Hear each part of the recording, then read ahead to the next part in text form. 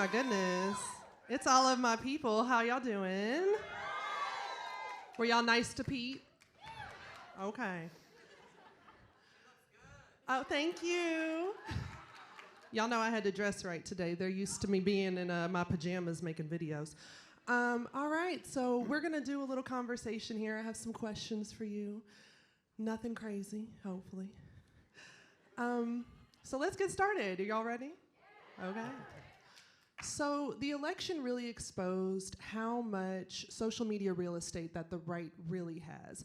And this has left a lot of creators discouraged when they're fighting things like prejudicial algorithms or being excluded from the White House Creator Circle now, although I don't know if we want to go. It's very unmoisturized. We could have had cocoa butter in the Oval Office. We got Preparation H, but anyway. So that being said, what advice do you have for the folks in this room to forge ahead and keep fighting for democracy? Yeah. So my party likes to think of itself as the more tech-savvy, social media-savvy, digital-savvy party. And that's probably because at one point we were, 10 or 15 years ago. But the reality is, and you all know this, the right has commanded a lot of these spaces. And frankly, the right was allowed to do it. And yet, to me, there is nothing about the followings of many of the people who've kind of propelled this MAGA movement in that requires all of its audiences to be forever locked in on this ideology. They might be out of habit if we go through 2, 3, 4 election cycles where my party's not responding properly. But I think the reality is right now there are a lot of folks who just feel like what we have had isn't working, and they're not wrong about that. And then someone comes along saying he's going to burn it all down, and that's exactly what he's doing. And that kind of sounded good. It sounded good before. Now, not so much, right? It's very clear. Well, let's remember, by the way, this president never commanded majority support. I'm not disputing that he won the election, but he won the election with a plurality, not a majority. It was a narrow election. They called it a landslide. Landslides used to actually happen in this country. In like the 60s, 70s, and 80s, a landslide was a 60-40 election. That would happen. 60-40%. It's almost unthinkable now, right? A landslide now is like 54 maybe to 40. This wasn't anywhere near even that, right? And since then, people have said, wait a minute, I thought you were going to cut the price of eggs, and instead we got these tariffs, everything costs more, nothing seems like it's working better. In fact, everything is working worse. What are you doing here? But that doesn't mean they're going to come back into the arms of my side unless we're having a conversation about what we're actually going to do next. So my advice or my plea to the creator community is to help ground the conversation in everyday life. The only reason we have politics and government to make our everyday lives better, because every decision made in one of these big white buildings in this town comes down on us in some way in our everyday life. And to show not just, oh, this isn't working, but what would work better? What would it be like if we actually had paid family leave in this country? What would it be like if paying your taxes was not a bizarre bureaucratic ritual, but something you could do on your phone, which, by the way, you can do in a lot of countries? Right? What if you had affordable, clean, easy transportation to get you to wherever you needed to go, whether you owned a car or not? We could be building that. And talking about that, as well as all of the parade of horribles we're living through right now, I think creates a unique opportunity to reach people. And the reality is the people my party failed to reach this last time around are people who are not getting their news from television. I teach a day a week. I've been teaching at the University of Chicago. I canvass my students. How many of you get your news from TV? 0%. If they see something from TV, it's because it got clipped and went into their feeds, right? So it's great for somebody like me to go on Fox News, and I'll keep doing that, although they haven't been inviting me as often. But clearly, these conversations are playing out in different spaces, and so many of you have curated and built those spaces, and I'm especially interested in those who have built spaces that aren't, in the first instance, all about politics. They have politics. Politics is there. And again, the other side's been very smart about this, right? If you're on, I don't know, mom Instagram, which Chastity and I spend a lot of time on, deliberately or not, because we're parents of toddlers, suddenly this like trad wife stuff starts getting in there, right? If you're on like if you get a lot of like watch content, like dudes are into watches, like suddenly you're getting this like techno-libertarian stuff kind of get like dripping in there. But it doesn't have to be the dark arts. It doesn't have to be nefarious. But last point, something I thought was really important in your question. We would be naive to suppose that this is all organic, what goes viral and what doesn't, right? The algorithm is not neutral. So let's take account of that when we're making our decisions. Love that, love that. So Pete said, invest in the creators, y'all. That's what I got from that, but that's very... Democrats? Okay. All right, so let's talk about Andrew Schultz, okay? Because you got a little side eye when you went on the Flagrant podcast. Because as Kendrick Lamar said, don't let no white comedian talk about no black woman. That's law. That's right. And while I, as a black woman and a funnier comedian than Andrew, won't go on that podcast, I understand that you, as a white progressive male, you went into that space that could be uncomfortable, where you're reaching people who do not agree with you. And I just want to know if you have any advice for us when it comes to stepping in those spaces, whatever that may be. Like I, as a cis woman, if I'm stepping into a space to stand up for trans people, right? Yeah.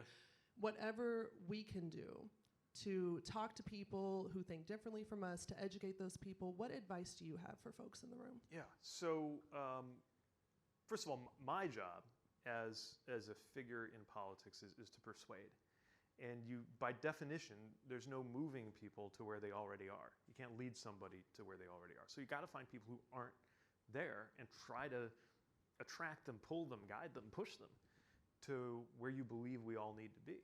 And that process of encounter, that process of dialogue, I think is critically important. And whether that's going on Fox News or going on Flagrant. And by the way, you know, there are limits to this. I'm not going to do Tucker. But within certain limits, and I draw those limits maybe with a wider circle than most politicians do, I think it's really important to get there. Because how can I blame somebody for not embracing the message that I believe in if they've literally never even heard it? And how can I assume they've heard it in today's media environment? Look, I grew up in a time when there was some controversy and you learned about it from a TV story. And you would see the liberal politician talking about it, and then you'd see the conservative politician talking about it. Sometimes seeing both sides would make me feel what I already believed even more strongly and think of my own argument for what I would say to the conservative. Other times, like hearing both sides made me stop and reconsider some of what I believed in. But the point is, you would think about it. And now, I mean, one of the things that the algorithm does is it sorts almost everything we get into 3 buckets. Here's this person I already support looking good. Here's this person I already dislike doing something disagreeable. And it's relative, which is here's this somebody I already dislike looking foolish, right? That's pretty much it. And so finding ways to get across that, even if that means spending like 3 hours in an environment that's like politically maybe not exactly your native turf, I think is wildly important. And I think we need more of that. We need that. I know there's a worry about like platforming and you know, if this was, you know, if I was offering an invitation for somebody I think best embodied like an inclusive dialogue, that's probably not who I would choose. But we've got to be cross-cutting these platforms, or else we're just going to get pushed more and more into our little corners. Nobody's persuading anybody, and nothing moves. That's a great point. And Pete said, I'm not Gavin, don't get it twisted.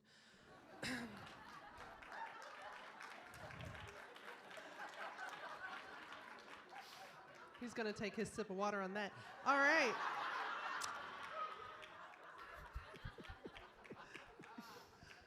So when you talk about going out and reaching people, I want to talk about your upcoming town hall that you have in Cedar Rapids, and you're talking about supporting veterans. I want to know, what do you hope this town hall will accomplish, and do you think that Republican Representative Ashley Hinson will cry when your town hall is more successful than hers? Well, I never set out to make anybody cry. But I am looking forward to this. So we're partnering with Vote Vets, progressive veterans organization. And I want to have a conversation. especially with fellow veterans, about what's happening, both directly, some of the things that are happening in our government that are affecting veterans. I mean, we're already seeing how what's being done at the VA is hurting a lot of veterans, but more broadly, things that just disproportionately affect veterans, about the direction that our country is going in. And veterans, I think, are especially important to be talking to because, as I said earlier, I think we've got to have no illusions about the status quo and really be charting a way forward that's not this, not what we got right now, but also not what we had before. And veterans get that because whether it's my generation of veterans that was sent to fight in places like Afghanistan, or as we mark the 50th anniversary of the Vietnam War, that generation whose disillusionment and whose experience, frankly, of their own government lying to them is arguably the beginning of the deterioration of trust over the last 50 years that brought us to this point. We need to be talking to veterans about how this country could do better by them, but also by its own fundamental promise. And I think Iowa is a great place to have that conversation. So I'm really looking forward to it. The other thing I would say is I'm interested to do a town hall format because I think we need to do more offline. And I know that might be a strange thing to emphasize in a room full of creators, but I actually think because you're so richly involved in the digital space, you know what I mean.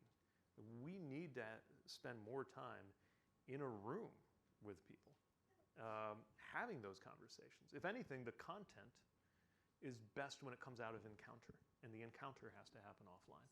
So that's what we're going to do, and I think it's going to be a really great opportunity, but we'll see how it goes. I love that. I do. I love the in-person interaction there, and I think that, you know, especially with the Republicans shying away from their town halls right now, it's amazing to see folks like yourself stepping up in that space. I think we can all agree that's a wonderful thing to see. And so for my next question, I want to know about your media consumption habits. Who you following here? I'm trying to see something. Who You know, I looked it up. Each of you, actually, I follow. Okay. All right. Yeah. No, but I want to know about how you consume media. I want to know what sources do you go to? What do you look at when you wake up in the morning? And how has that changed over time? So I think like everybody else, I spend less time watching a television, more time kind of imbibing parts of it that get into my feeds. But I really try to read things that are a bit longer, whether that's, you know, your kind of traditional journalism, Times, Atlantic, Foreign Affairs kind of thing. New York Review of Books, which I think is an underrated periodical, or things that are not on their face about politics. I'm trying to read more fiction and stories to just kind of put us back in touch with humanity. And I try to be more intentional about something I think we miss sometimes, is the importance of the editorial function. So I always try to think about when I am consuming commentary, which is somebody weighing in their thoughts, their beliefs, their values, and journalism. And those two things have different roles. We've got to recognize that they're very different things, because the collapse of the editorial function, the idea that we make no distinction between somebody commenting and somebody who is reporting, subject to the editorial rules of checking your sources and verifying things and fact-checking, is really to our detriment. And I think it's empowered the fact-free provinces of the right to run rampant. Yes. I know. Yeah, clap for that, because we all deal with that struggle of dealing with the alternative facts crowd, and I know we all have that frustration. Okay, well, I want to end it with something light. Why are you looking at me like that? I'm not that scary. That could just mean so many things. We're going to do some rapid-fire questions to just learn a little bit more about you, okay? It's just first thing that comes to your head, okay? Are you ready? Let's do it. Are you sure? Ready as I'll ever be. Okay. All right. A road trip with Chasten and the twins. Who's picking the music? Oh, Chasten. He's in charge. Yeah. All right. Actually, the kids first. Then Chasten, then me. I was going to say, okay. Yeah. The last movie that you saw in an actual movie theater? Oh, gosh. I mean, the last movie I saw was My Neighbor Totoro, because Friday night's movie nights for the kiddos. Okay. It's very cute, very sweet. I hadn't actually seen that until it's awesome. Actually going into an actual theater. God, I can't even remember. Okay, well, you should go see Sinners. Okay. It's got 2 Michael B. Jordans. Okay, window seat or aisle seat on the plane? window unless it's more than a 4-hour flight that I'm going to be awake for. Then it's aisle because you got to get up and stretch your legs. Oh, smart. Okay. We have a lot of parents in the room, so okay, including myself. All right, I got a 5-year-old. This is really important. Miss Rachel or Coco Melon? Miss Rachel. Ooh. Love it. I feel so strongly about this on both the pro and the anti. Coco Melon. It's just the moment I hear those like bings and bongs and those twinkles, I just feel the life draining out of me. And Miss Rachel is a genius. I don't know how much she makes per episode, but she deserves every penny. All right, Miss Rachel. And then this is the final question. What do you miss most about being the Secretary of Transportation? I miss the fact that I have a professional excuse to go literally anywhere in the country. Like I want to see what's going on in like rural southern New Mexico. Oh, great, we got a project there. Oh, yeah, New Mexico. Nice. All right, nice. Where are you from? Love it. Oh, it's awesome. See, I have like we're doing a project there. Like, so I miss that. But, you know, the great thing is we launched 70,000 projects, so I can still go check in on them even if I'm not, you know, in charge of them. I love that. You know what I miss about you being secretary is the plane staying in the sky. All right, y'all, that's it. Can y'all just give it up one more time for Mayor Pete? Thank you.